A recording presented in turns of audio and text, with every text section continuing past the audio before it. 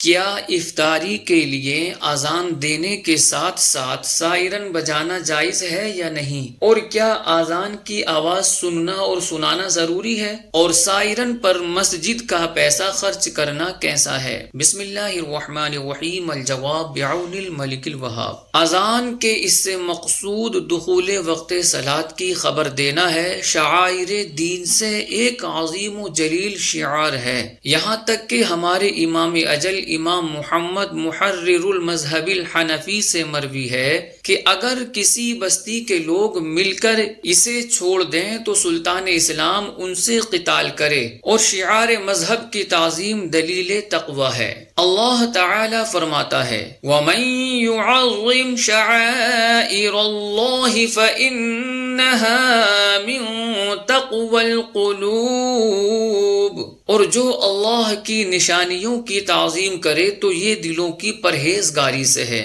لا جرم اسی لیے ہمارے علماء اکرام نے فرمایا کہ تلاوت کرنے والا اذان کی آواز سنے تو چاہیے کہ اس وقت تک تلاوت موقوف رکھے جب تک اذان ہو، کما فی الغنیہ۔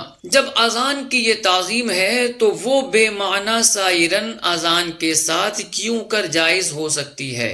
ہمارے اس جزیے سے معلوم ہوا کہ اذان کا سننا بے شک ضروری ہے، اسی لیے علماء کرام فرماتے ہیں کہ اذان کے وقت سلام و کلام حتیٰ کہ جواب سلام جبکہ سلام کا جواب دینا واجب ہے، لیکن دوران اذان اس کو بھی موقوف رکھے۔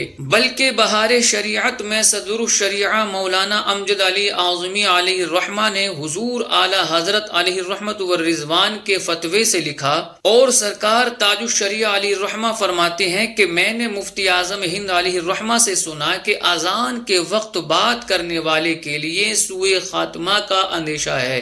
سائرن سے اگر دور والوں کو خبر افطار کرنا ہو تو وہ پہلے بجائیں اور کچھ دیر بعد میں اذان کہیں، اور سائرن پر مسجد کا پیسہ خرچ کرنا جائز نہیں، بلکہ اہل محلہ اپنی جانب سے سائرن پر خرچ کریں۔ چنانچہ رد المختار میں ہے کہ مسجد کے متولیوں یا اس کے باقاعدہ نمازیوں یعنی اہل مسجد اہل محلہ کو یہ اختیار حاصل ہے کہ ضرورت پڑنے پر وہ مسجد کی عمارت کو منہدم کر کے نئی تعمیر کریں، فرش پر چٹائیاں بچھائیں اور چراغاں کا انتظام کریں، مگر یہ تمام اخراجات وہ اپنی ذاتی جیب سے کریں گے، مسجد کے موقوفہ اموال یعنی وقف کی آمدنی سے نہیں، اور سائرن پر مسجد کا پیسہ لگانے والا ضامن ہے۔ واللہ اعلم، تبارک و تعالی و رسولہ اعلم، صلی اللہ علیہ وسلم۔